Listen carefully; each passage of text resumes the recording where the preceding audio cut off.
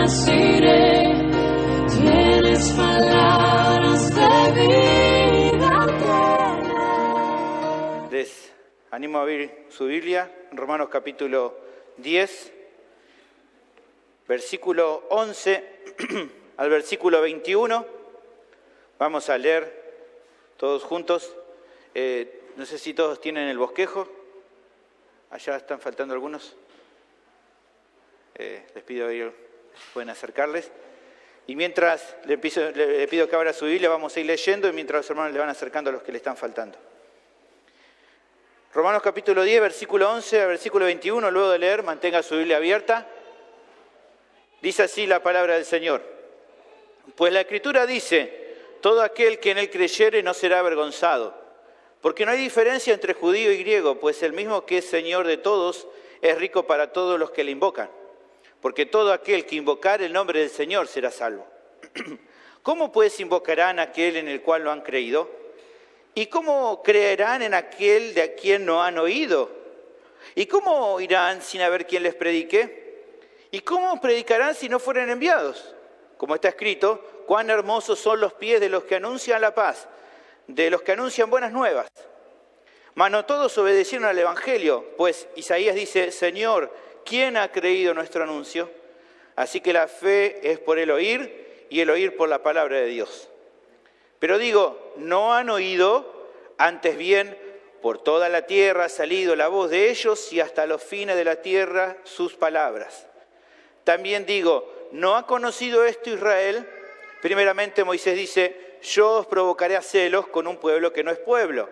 Con pueblo insensato os provocaré a ira.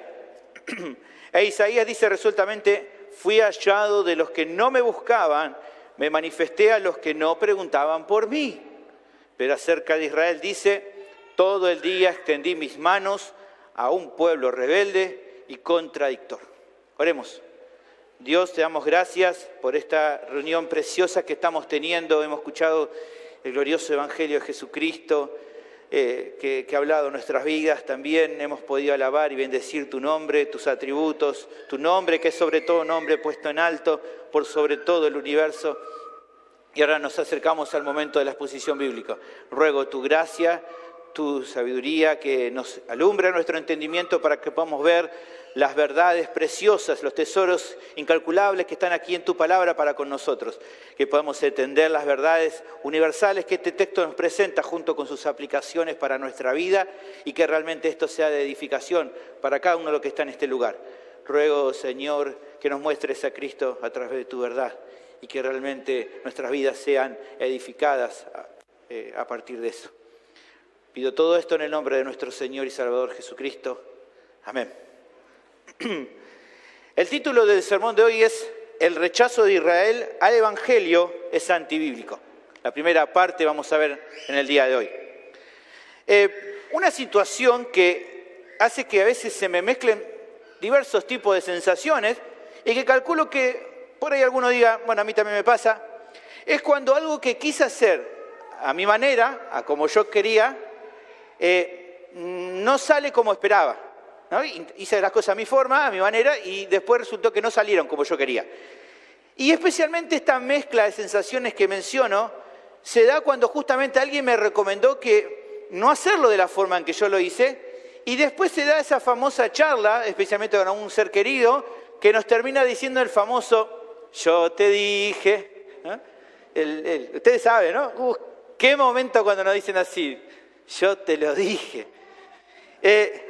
Por un lado siento la realidad, la frustración y un poco de malestar porque las cosas no salían como yo deseaba, ¿no? Yo quería que saliera de una manera y me frustra el hecho de no salieran así.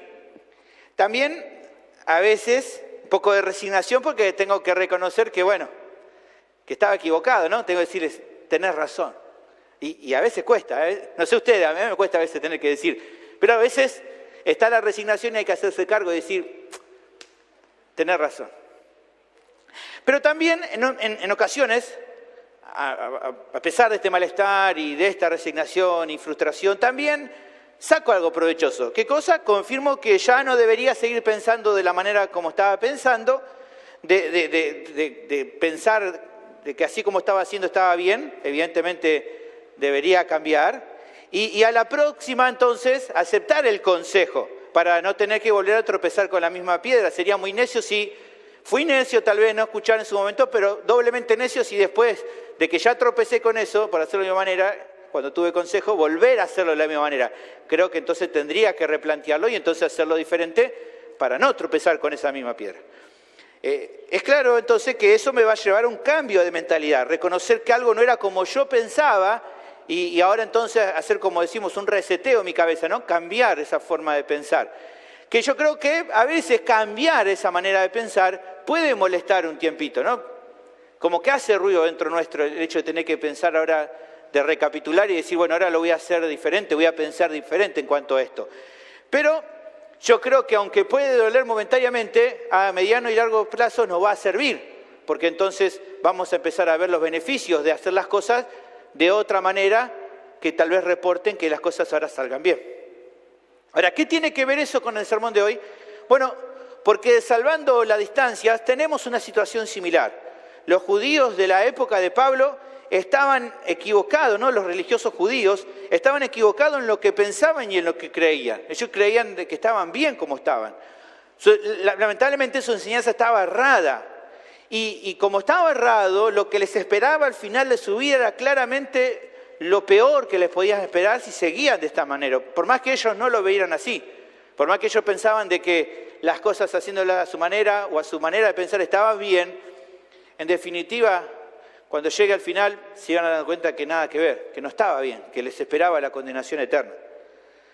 El apóstol entonces trabajaba con el propósito de hacerles ver su error y que entonces por medio de su enseñanza sus paisanos, ¿no? Sus compatriotas, se volvieran a Dios por medio del Evangelio de Cristo, mostrarles que estaban equivocados y hacerles volver por medio del Evangelio a Dios, a que realmente salieran de este error.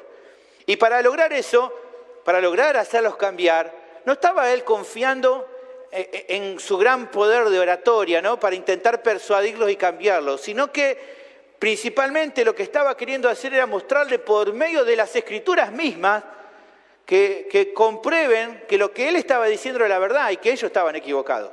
No quería cambiarlo simplemente mostrándole, ¿no? Un lenguaje persuasivo, sino mostrarle por la Escritura que estaban equivocados. Entonces, ¿por qué quería mostrárselo por medio de la Escritura y no simplemente por medio de su persuasión? Bueno, porque entonces, habiendo dado la evidencia de las Escrituras, solamente a estas personas que estaban equivocadas le quedaban dos caminos. Uno era no reconocer lo que era evidente, lo que era claro, y proseguir nomás en su orgullo, o entonces arrepentirse y rendirse ante los argumentos que se le presentaban. Ahora, Pablo no estaba interesado simplemente en mostrar estos argumentos para ganar una discusión teológica nomás. No es que le importaba callar las voces y demostrar que él sabía más o que lo que él decía era de verdad y ya. No. Él buscaba, en definitiva, que sus compatriotas alcanzaran la salvación que solo el Evangelio les podía dar. Eso es lo que él deseaba en definitiva.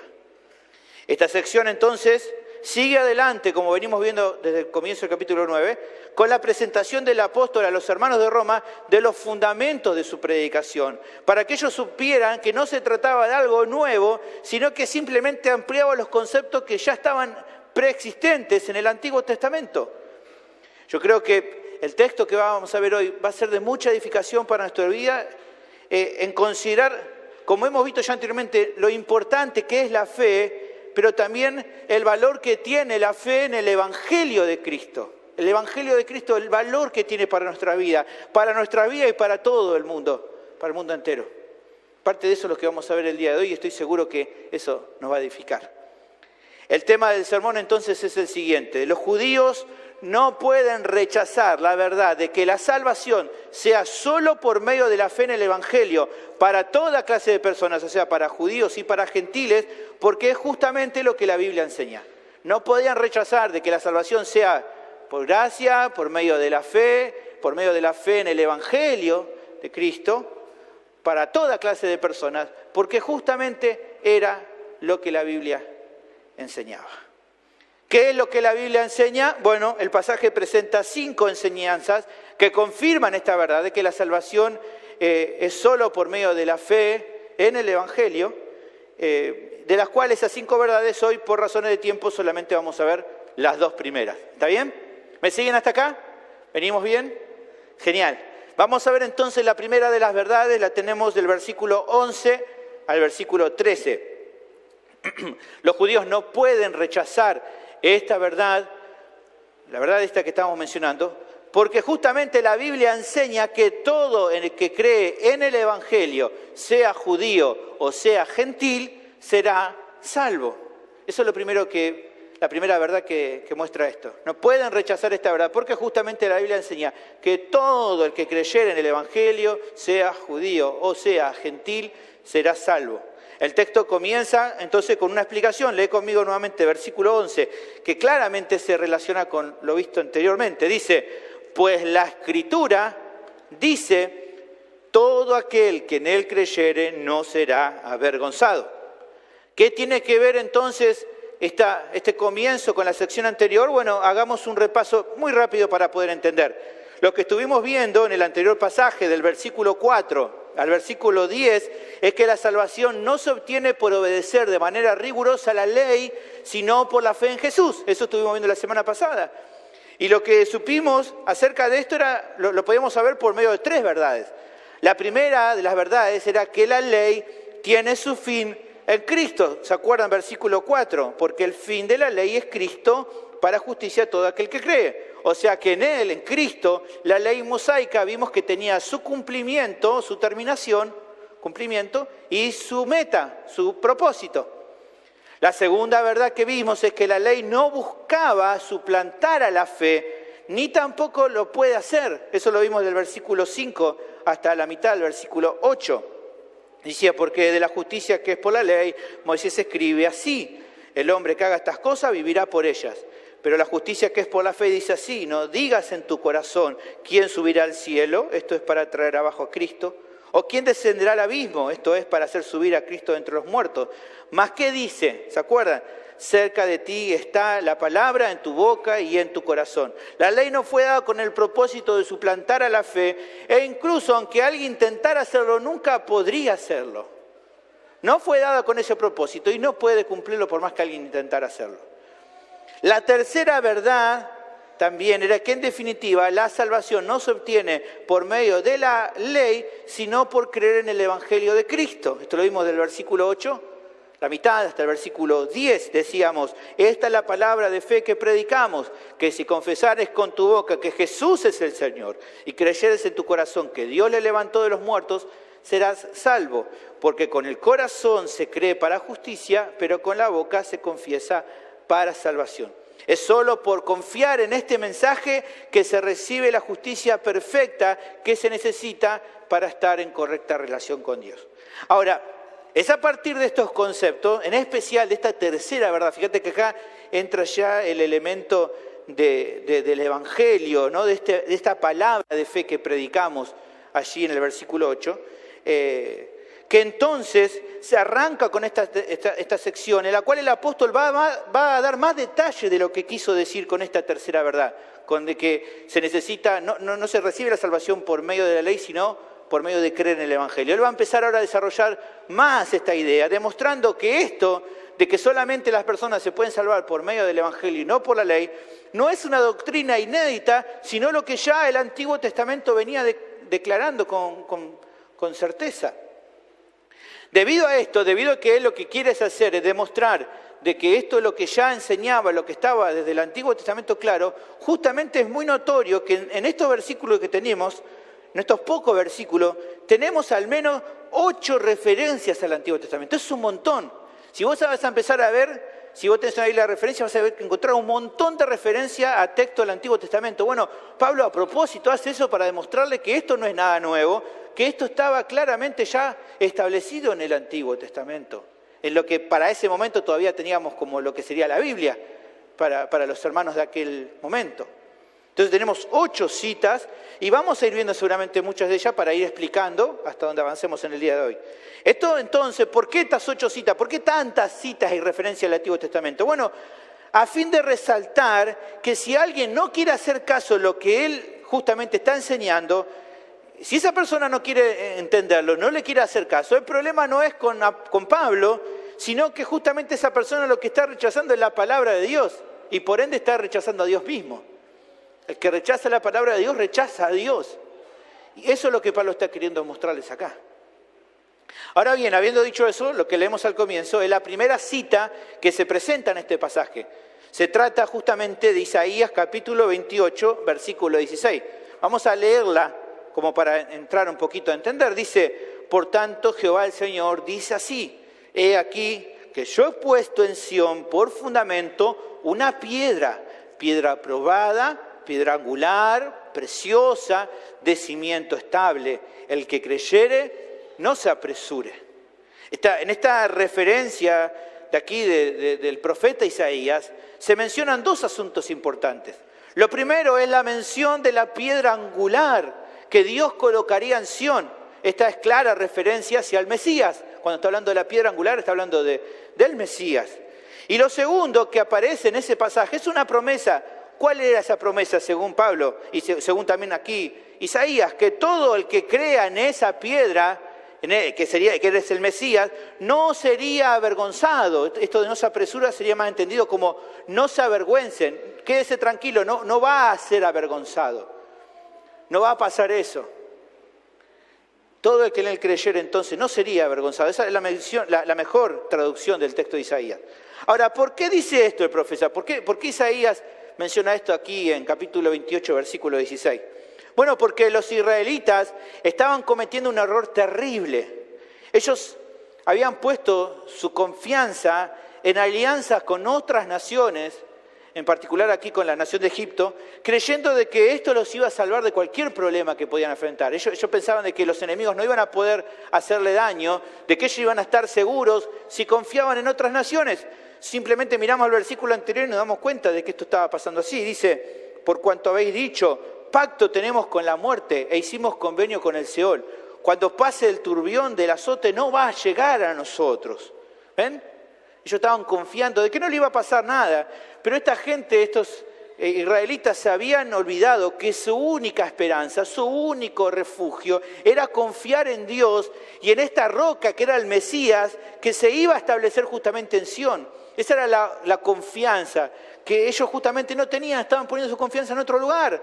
Su fe estaba puesta en el lugar equivocado y eso solamente les iba a traer ruina y ahí sí que le iba a traer vergüenza. Iban a sentir la vergüenza realmente por no haber confiado o por no haber puesto su fe en el lugar correcto. En cambio, confiar en estas piedras que Dios iba a poner les iba a dar la seguridad verdadera que ellos necesitaban. Eso es lo que intenta remarcar un poco Isaías. Ahora, habiendo aclarado eso, surge la duda, ¿y por qué Pablo usa este pasaje? ¿Por qué trae esta mención de Isaías? Bueno, porque él busca manifestar, el apóstol, que en verdad este principio que presenta el profeta Isaías no solamente era cierto y firme para Israel, sino en realidad era un concepto universal. O sea, la misma forma para cada ser humano de cualquier lugar, sea judío o no sea judío, sea de cualquier raza, lengua, nación, este concepto en realidad era universal. Que Pablo está diciendo que cuando Isaías dice que el que cree en el Señor no sería avergonzado, en verdad esta promesa era para toda persona, gentil o judío, hombre, niño, libre o esclavo, sea la situación que esté la persona, esto era igual de cierto. Que todo aquel que creyera en él no sería avergonzado. Como remarca un comentarista, tanto el Antiguo como el Nuevo Testamento dejan en claro que la salvación se otorga únicamente a quienes confían en Dios y que Él ofrece su redención de gracia a toda la humanidad, judíos y gentiles por igual. Ninguno que en Él creyere en ningún momento será avergonzado en el sentido de no recibir la salvación que Él en su gracia ofrece a todos por igual. La salvación que Dios ofreciera para todos.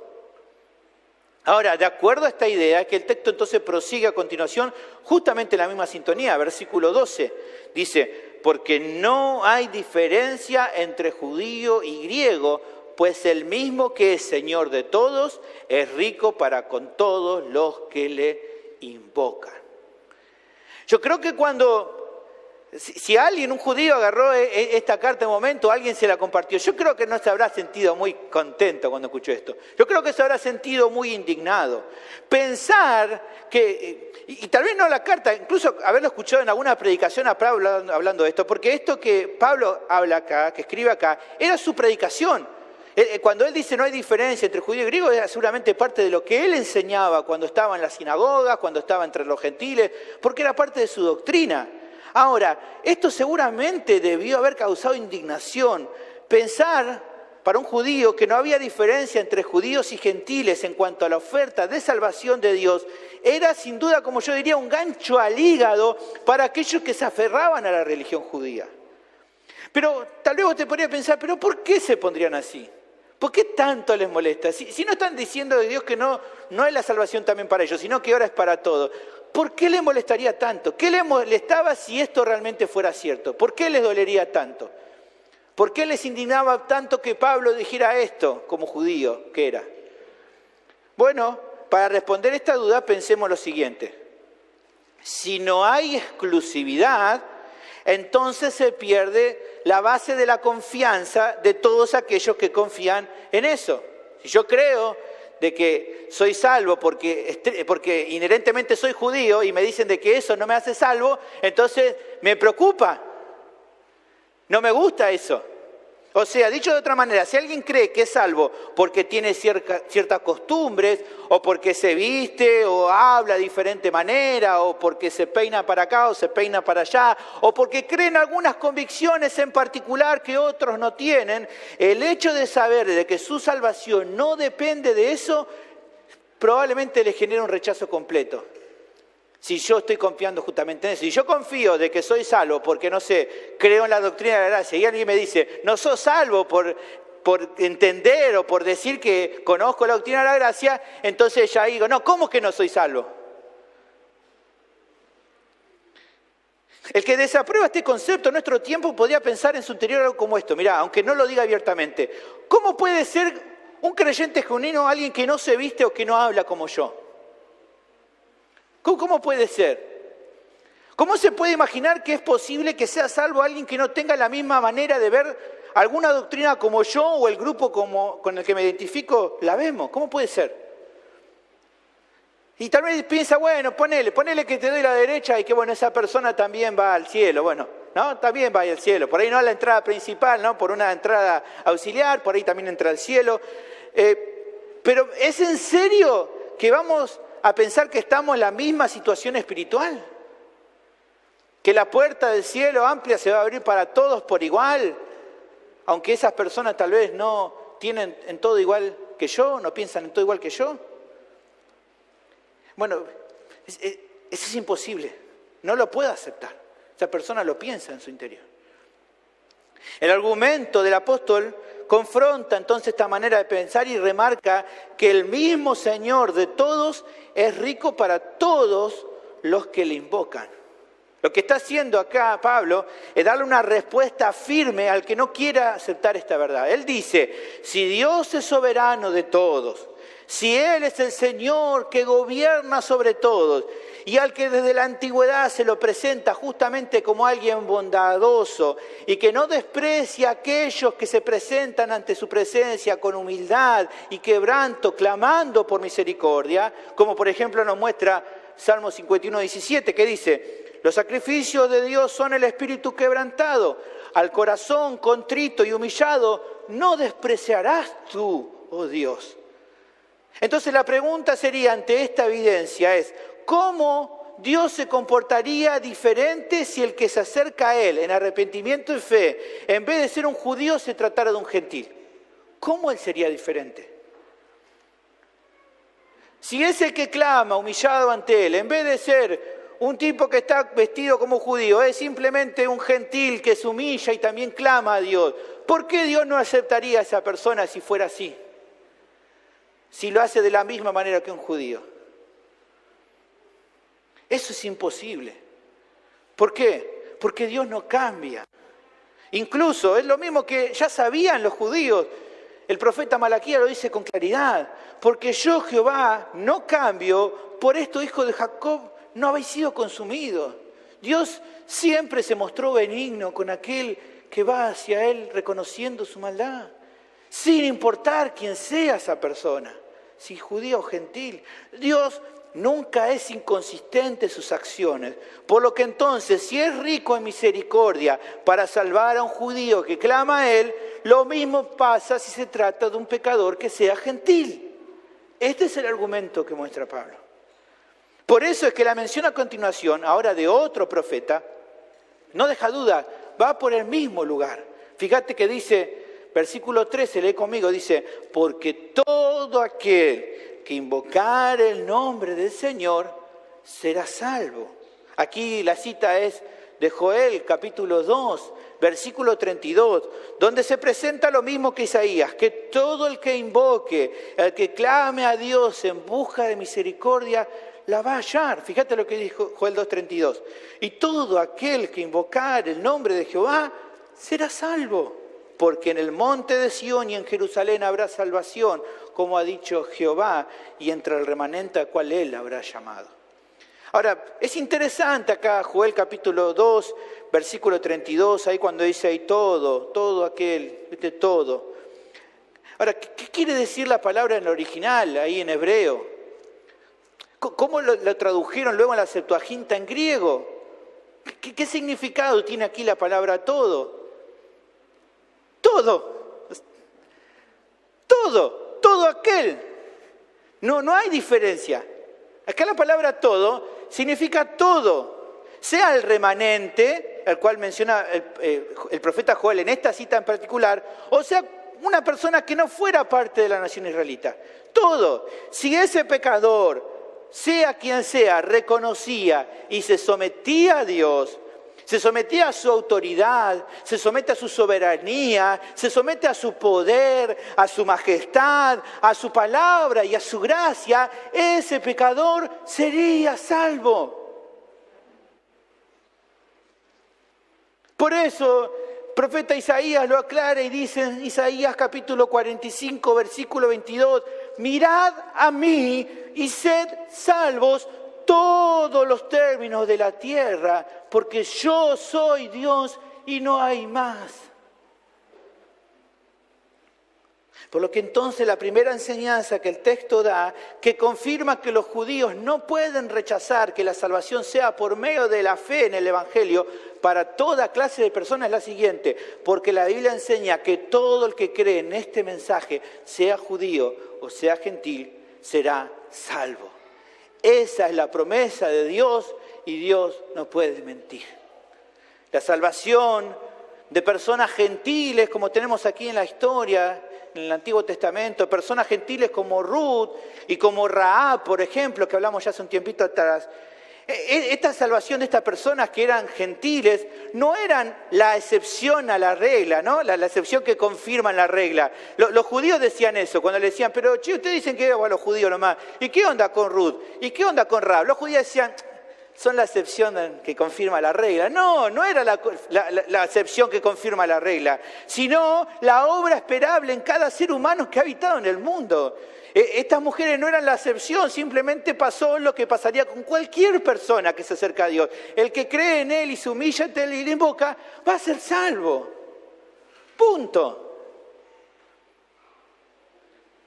El rechazo, en verdad, de esta realidad por parte de los judíos no se debía entonces a no comprenderlo intelectualmente, sino en verdad a no querer aceptarlo por un tema del corazón y no de la mente. No era un tema intelectual, sino moral, un tema de orgullo en su corazón.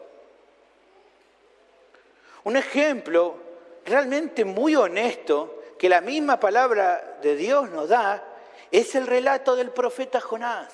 Ahí tenemos otro ejemplo, y aquí justamente viendo que no es excepción en la regla, que la salvación sea también para gentiles.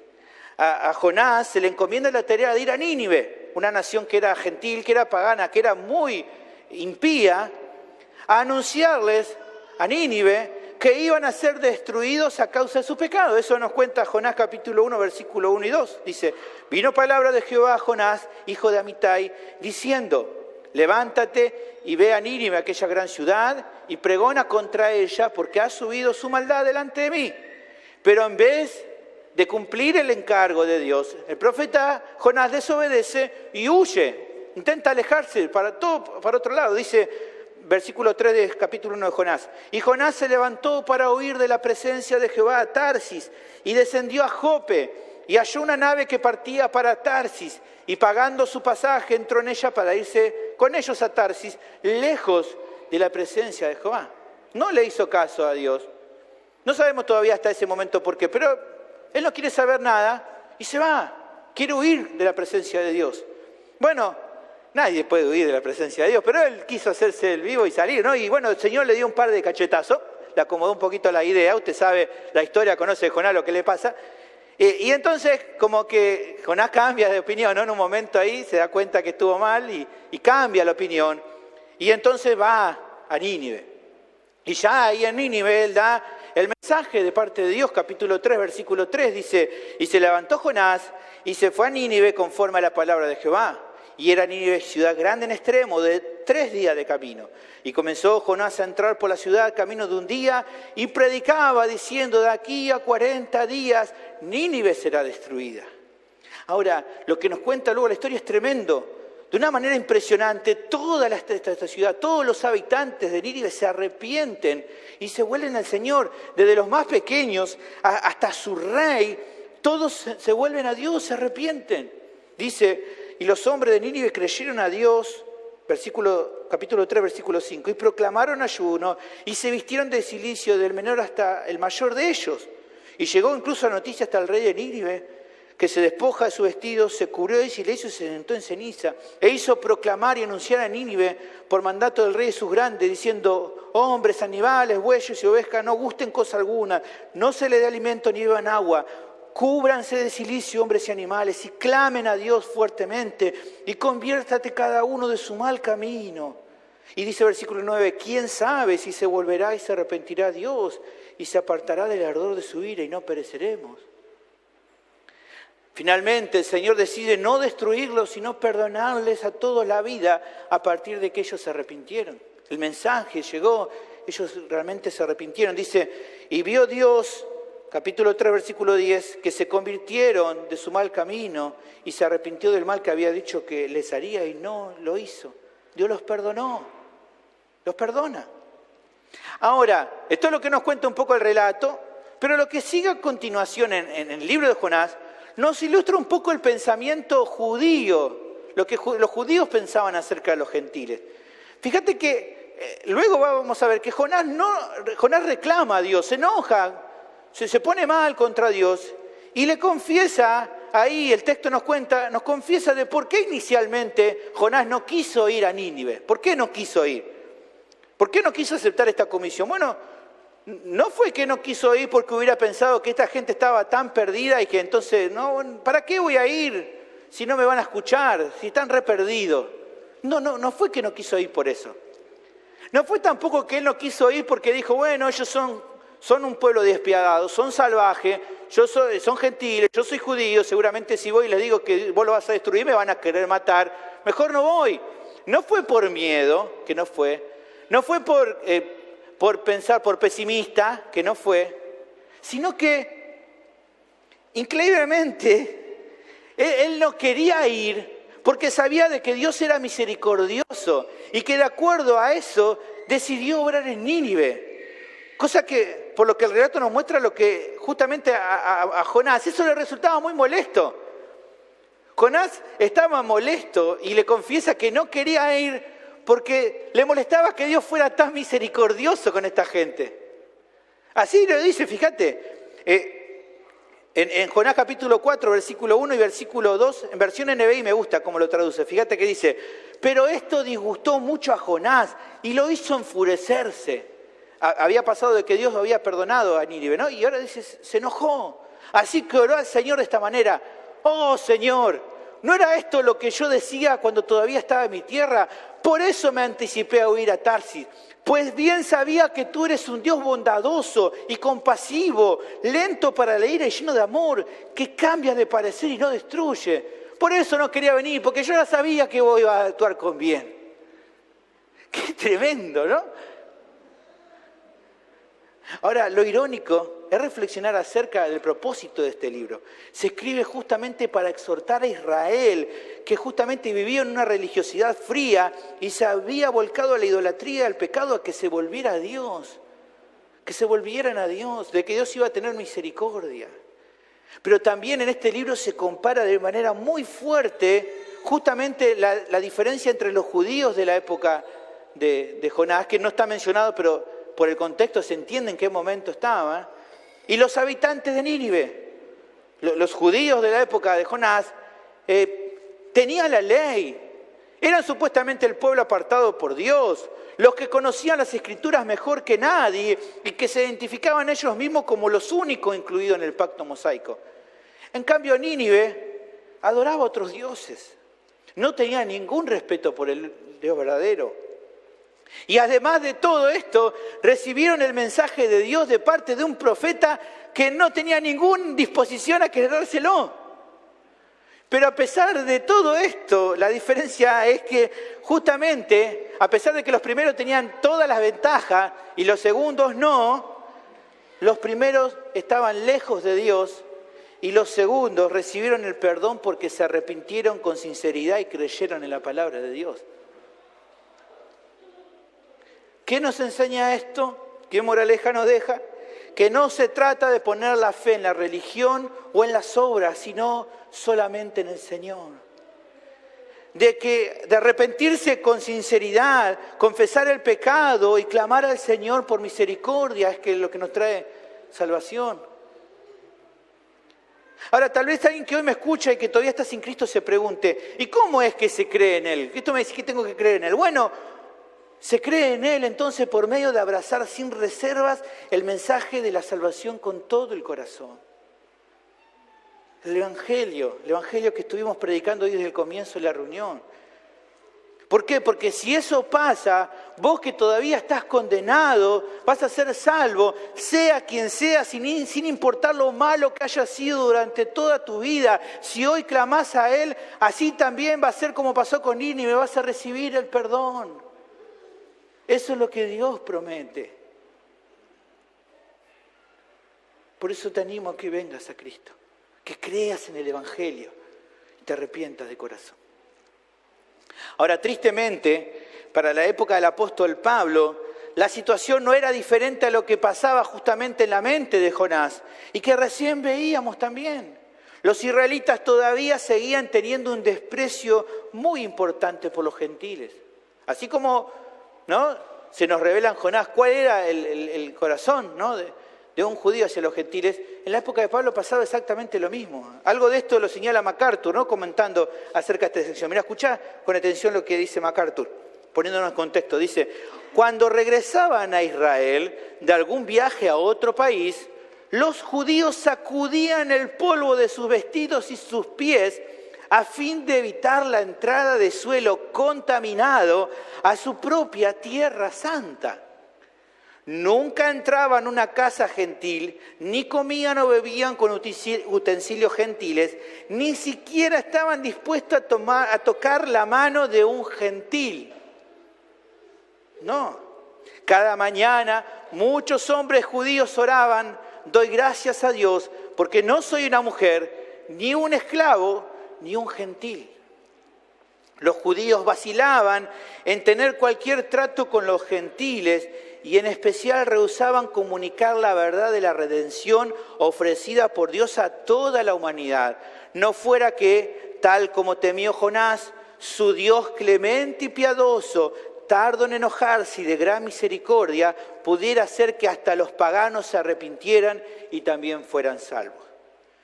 Pablo tenía una razón muy importante para, antes de predicarle a los gentiles en cada ciudad, primero definir hacerlo en las sinagogas judías. ¿Por qué?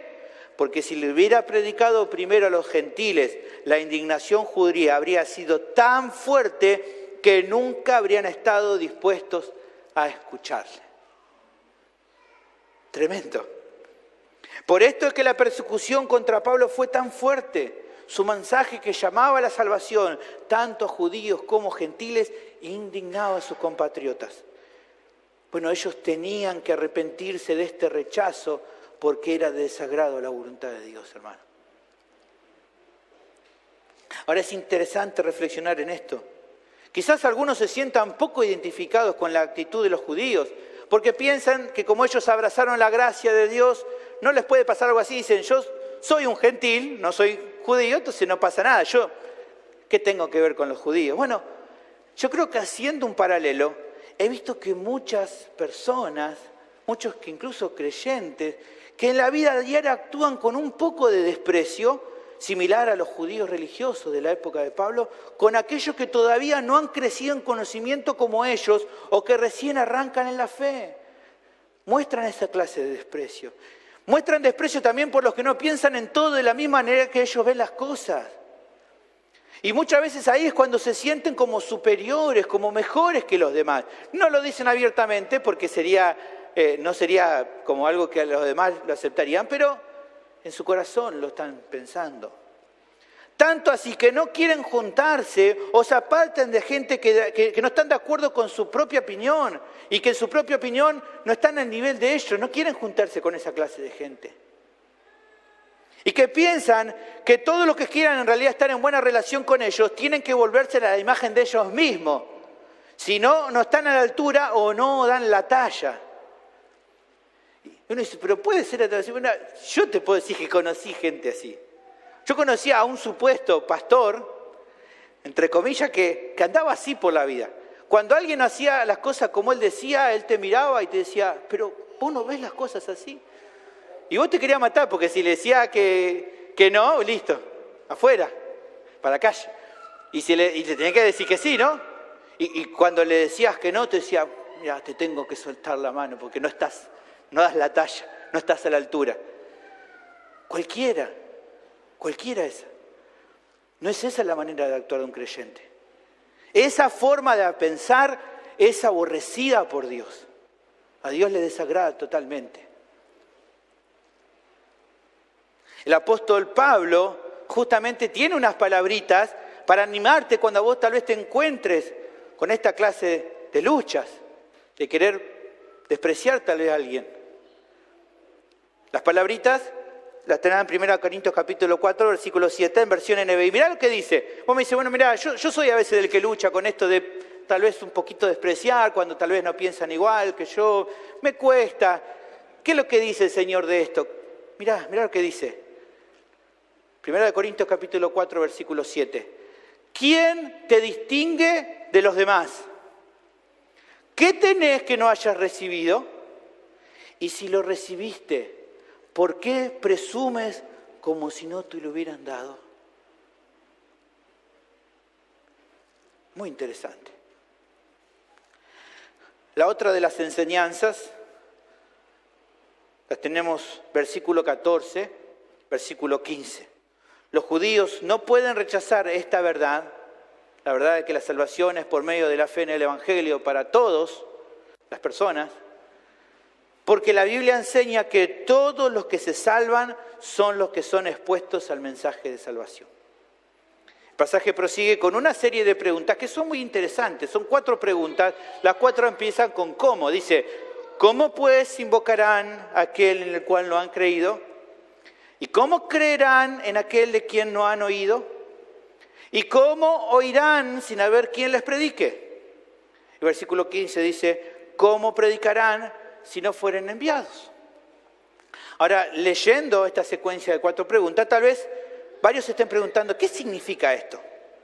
Bueno, yo creo que en este caso hace falta primero aclarar qué es lo que no quiere decir, más que nada porque a veces se han escuchado interpretaciones sacadas de contexto de estos versículos. El texto, por un lado, no está queriendo decir de que Dios esté atado de pies y de manos y que entonces el avance de su reino dependa exclusivamente o sea solamente dependiente de manera exclusiva del deseo o el no deseo de los creyentes salir a predicar. O sea, si los creyentes no salen a predicar, entonces Dios está atado de pies y manos, depende de que ellos salgan para que entonces la gente se convierta.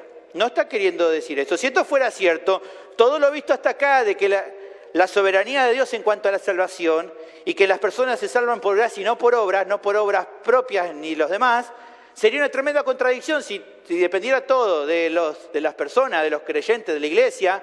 Si Dios estuviera atado de pies y manos en eso, entonces Dios no es soberano para salvar. Y eso sería una contradicción. Por otra parte, el texto no está tampoco queriendo enseñar a los creyentes en Roma que era su deber el salir a predicar el evangelio para que otros se salven. A ver, aunque considero que sí tenemos una responsabilidad en cuanto a eso, y que por lo tanto la afirmación esta no es incorrecta en sí misma, y que incluso el pasaje pueda ser utilizado como una aplicación para esta verdad, sería equivocado interpretar que esta sección es justamente eso, que es, bueno, acá Pablo está mandando a los creyentes que vayan y que prediquen, que esa es su responsabilidad. Bueno, eso sería equivocado interpretar qué es lo que está queriendo esencialmente acá hablar, porque justamente no mantendría el hilo que Pablo viene teniendo en estos capítulos, especialmente el capítulo 9 al capítulo 11. Él está hablando de otra cosa. No está hablando de que los creyentes deban salir. En todo caso, hay pasajes donde sí se puede interpretar de esta forma. Por ejemplo, Mateo capítulo 28, versículo 19, cuando habla de la gran comisión. Ahí es claro, no vamos a dar con vuelta, que dice que tienen que ir y hacer discípulos. Ahí es clarísimo de que los creyentes tienen una responsabilidad, un mandamiento que Dios les da. Ahora, en cambio, la forma de entender esta sección, justamente considero que tiene que primero verse desde la idea de que justamente estas 4 preguntas son 4 preguntas, ¿se acuerdan cuando hablamos de preguntas retóricas? Son preguntas que la respuesta es tan obvia que lo que busca no es que se responda, sino llamarnos a pensar en qué está queriendo darnos, qué mensaje. Ahora, para entender estas preguntas, podemos hacer sencillo. Vamos a agarrar la primera, por ejemplo, y vamos a intentar entenderla para entonces ver lo que nos quiere enseñar. ¿Cuál es la primera pregunta? ¿Cómo pues invocarán a aquel en el cual no han creído? ¿Cuál sería la respuesta más obvia a esto? ¿Cómo pues invocarán? Bueno, la respuesta es obvia. Nadie puede invocar a aquel en el cual primero no creyeron.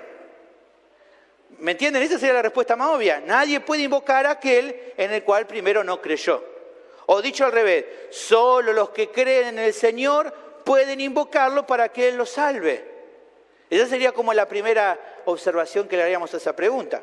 Ahora, hagamos el ejercicio con el resto de las preguntas. La respuesta a la segunda pregunta es que nadie puede creer en aquel del cual no recibió el mensaje de salvación que habla justamente acerca de Él, del Señor, de aquel.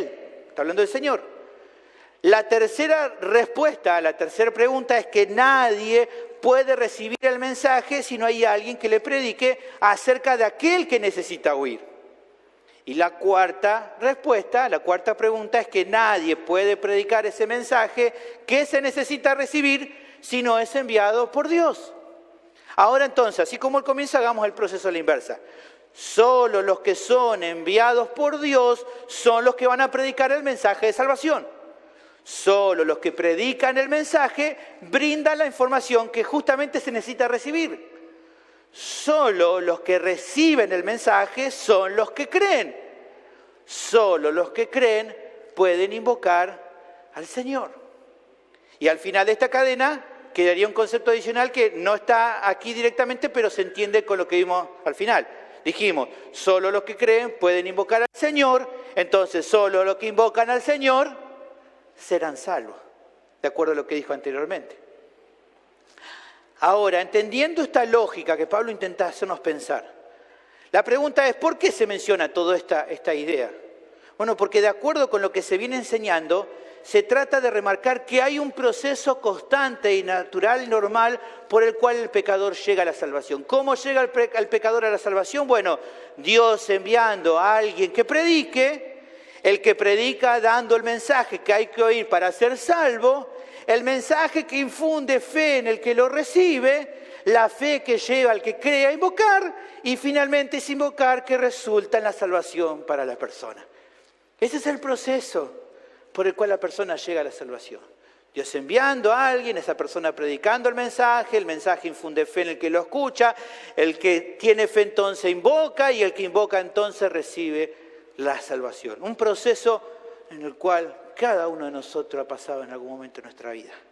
Es claro que justamente en esta cadena que presenta Pablo, todo comienza y termina en Dios. ¿Quién es el que envía? Dios. El Señor es el que envía. ¿Y a quiénes claman los que reciben el mensaje y lo creen? En el Señor. El Señor envía a los que predican y es al Señor quien invoca el que cree. Pero hay también un ingrediente esencial que se agrega aquí, que está metido ahí entre medio de toda esta secuencia. ¿Cuál es ese ingrediente que es esencial en el proceso por el cual la persona llega a la salvación? El Evangelio. El Evangelio es el elemento esencial que empapa todo este proceso. Es el Evangelio de Dios lo que justamente Dios envía a los que predican. ¿Qué predican? El mensaje del Evangelio. Es justamente ese mensaje del Evangelio lo que se les predica a los que requieren salvación. Los que reciben ese mensaje tienen que creer ¿en qué? En el Evangelio. Y por creer en el Evangelio es que se invoca de corazón a Dios para que Él los salve. ¿Y qué pasa? Es justamente lo que termina pasando. Esas personas creen en el Evangelio, por medio de creer en el Evangelio invocan a Dios y Dios los salva. Un poco de esto lo vemos en 1 Corintios capítulo 4, versículo 15. Dice Pablo, aunque tengan 10.000 años en Cristo, no van a tener muchos padres, pues en Cristo, a partir de la obra de Cristo, yo os engendré, yo fui el que les prediqué, para que ustedes reciban la salvación. ¿Por qué medio? Por medio del Evangelio. El Evangelio inunda y es el mensaje central para que se complete el proceso de la salvación. El Evangelio es esa ficha que completa el cuadro. Por lo que entonces se llega a la segunda enseñanza respecto a por qué los judíos no pueden rechazar la verdad de que la salvación sea solo por medio de la fe en el Evangelio para toda clase de personas. ¿Por qué? Porque la Biblia enseña que todos los que se salvan son los que han sido expuestos al mensaje de la salvación. O sea, si hay alguien que aquí se ha salvado es porque ha recibido el mensaje de la salvación. Es condición sine qua non. Debe estar. Tiene que ser así. O sea, que sin este mensaje nadie puede alcanzar el perdón de los pecados y la vida eterna. Creer en Cristo, justamente se trata de creer en su Evangelio. Todo el tiempo se menciona como el Evangelio de Cristo.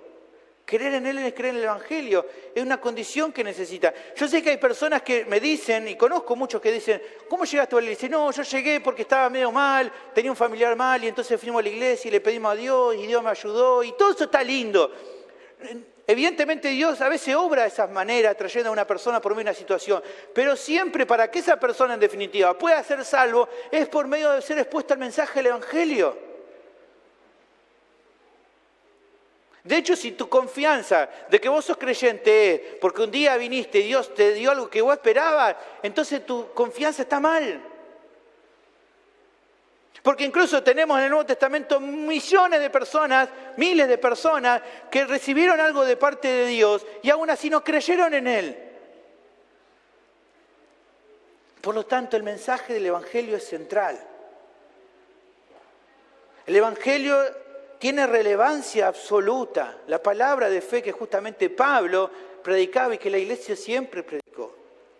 ¿Por qué los judíos religiosos no podían rechazar esta verdad, la centralidad del Evangelio para todo el que se salve? Porque justamente este valor supremo que tiene el mensaje de salvación era evidente en la Escritura. No debía haber duda en cuanto a eso. Es por eso que a continuación en el texto se da otra nueva mención del Antiguo Testamento acerca de esta realidad. Fíjate que dice el final de este versículo que estamos leyendo, como está escrito, cuán hermosos son los pies de los que anuncian la paz, de los que anuncian buenas nuevas. Aquí la cita es de Isaías capítulo 52, versículo 7, dice, cuán hermosos son sobre los montes los pies de los que trae alegres nuevas, del que anuncia la paz, del que trae nuevas del bien, del que publica salvación, del que dice a Sión, tu Dios reina. En este pasaje el profeta aquí declara que el remanente de Israel iba a volver a su tierra. En ese mismo capítulo, versículo 3 dice, porque así dice Jehová, de balde fuisteis vendidos, por tanto sin dinero seréis rescatados. Ustedes van a volver van a anunciar en un momento esa noticia de que van a volver. Y que eso sería una buena noticia para los judíos. Ellos verían la salvación de Dios, se iban a regocijar y iban a alabar al Señor. Iban a decir, Dios reina por habernos traído de vuelta. Pero esta profecía de Isaías no apuntaba simplemente o solamente a la liberación futura de la esclavitud de Israel, de donde estaban cautivos, sino también apuntaba a la bendición de que Dios obraría en favor de ellos, liberándolos de un poder más opresor que cualquier nación, que era el poder del pecado, y que eso sería logrado justamente por el Señor. Por lo que entonces, cuando en nuestro pasaje se dicen cuán hermosos son los pies de los que anuncian, no está diciendo de que literalmente sean hermosos los pies de aquellos que predican. Si vos ves mis pies y yo estoy predicando, te das cuenta que no son hermosos. No es literalmente el pie o los pies de los que predican. La realidad es que esta es una forma hermosa o poética de hablar acerca del mensaje que ellos predican. Lo hermoso no son los pies, sino el mensaje que ellos traen. ¿Te acuerdan? Pablo decía algo de esto cuando decía, tenemos este tesoro en vaso de barro. En definitiva, lo hermoso no son los mensajeros, sino el mensaje que traen. ¿Por qué? Porque el mensaje que predican ellos es un anuncio de paz y de buenas noticias. La belleza no estaba en los que predican, sino en lo que predican. Ese es el punto.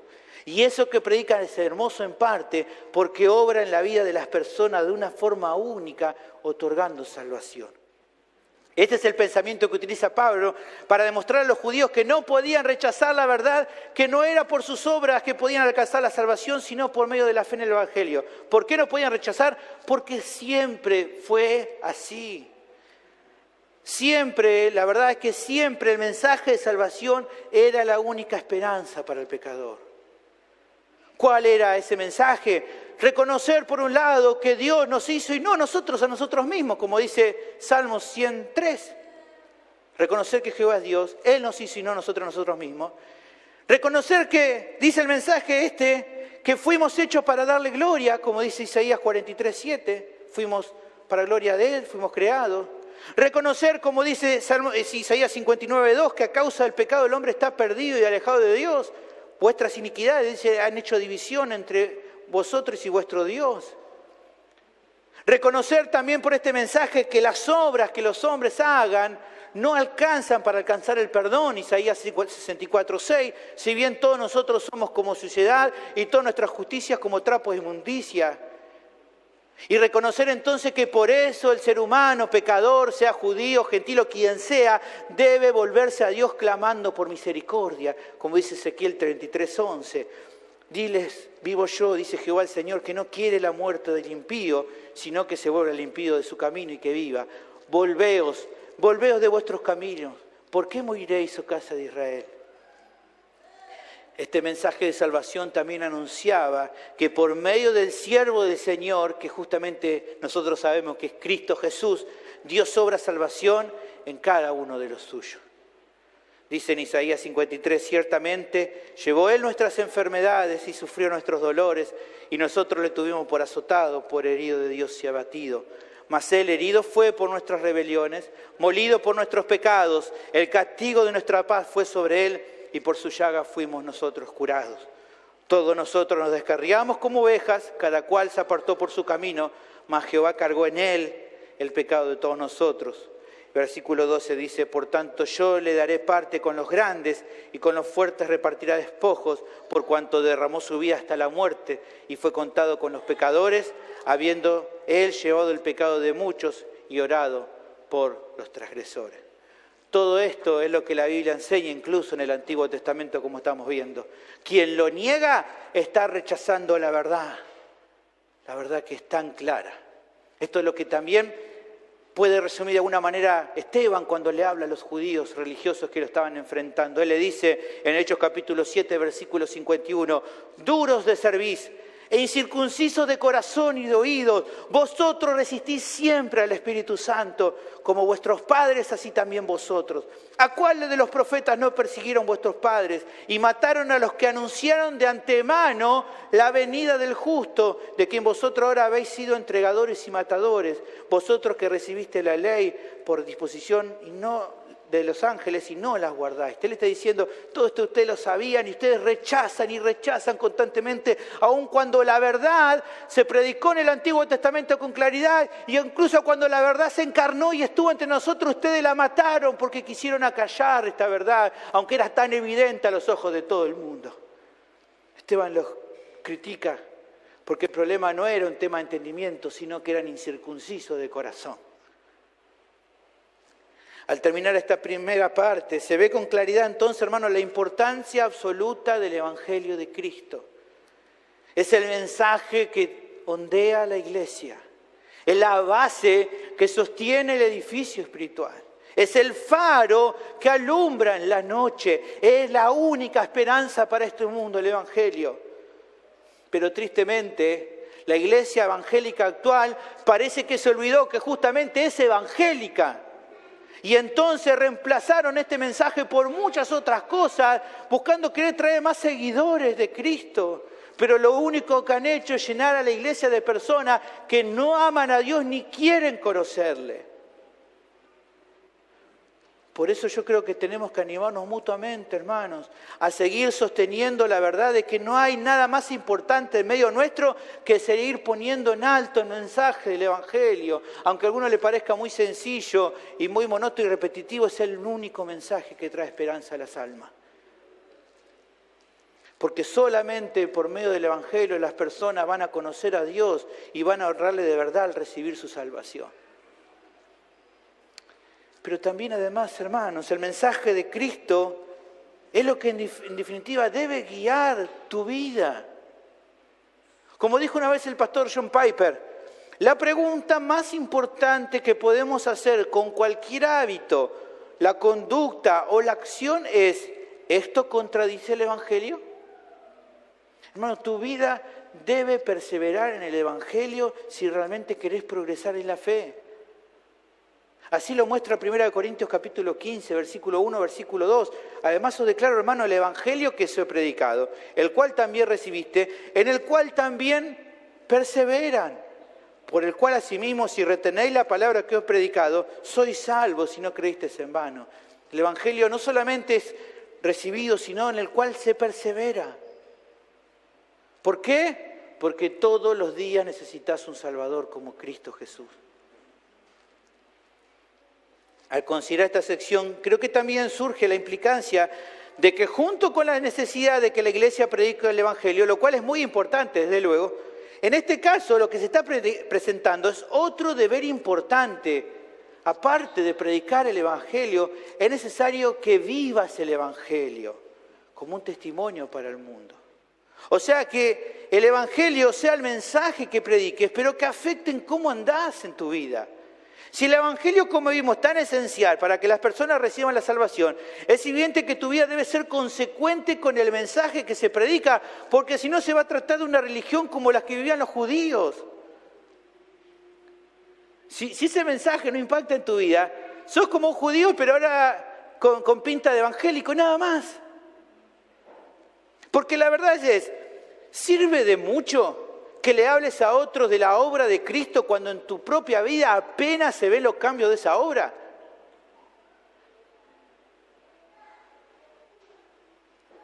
Es necesario hacerlo primero, predicar el Evangelio, pero sin descartar lo segundo, vivir el Evangelio en tu propia vida. ¿Para qué? Para que tus palabras sean respaldadas con tus hechos y así las personas sean impactadas y atraídas por el mensaje que das.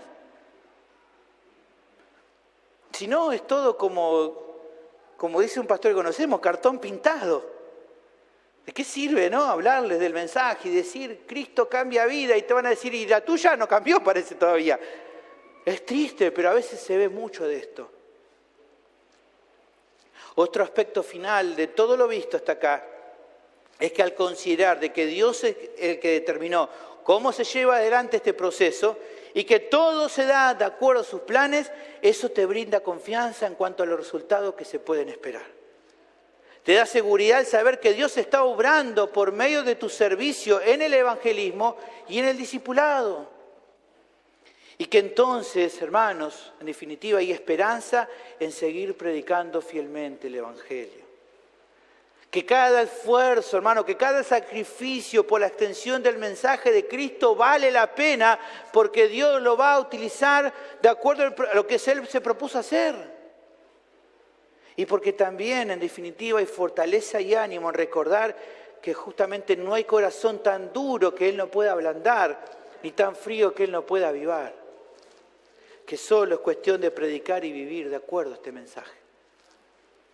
Que es en definitiva hacer lo que te toca, de acuerdo al poder que Él te provee, y dejar en sus manos lo que solo Él puede hacer, que es obrar en el corazón de aquellos que están perdidos y que lo hace por medio del Evangelio. ¿Por qué? Te digo todo esto, para que no te desanimes y que sigas testificando con tus palabras y con tu vida. ¿Por qué? Porque para Dios no hay nada imposible. Mi pregunta es, ¿crees esto? Oramos. Dios, te doy gracias por tu palabra que nos anima, nos muestra la importancia del Evangelio, poder creer, abrazar este Evangelio de todo corazón. Y de que tenemos que realmente vivirlo y andar de acuerdo al Evangelio, Señor. Ayudando y siendo también de luz para otros, Señor, por medio de nuestra propia vida. Que puedas ayudarnos en esto, meditar en todas las verdades que vimos en el día de hoy y ponerlas a hacer obra en nuestra propia vida. Te pido que bendigas este tiempo de alabanzas en el nombre de Cristo Jesús. Amén.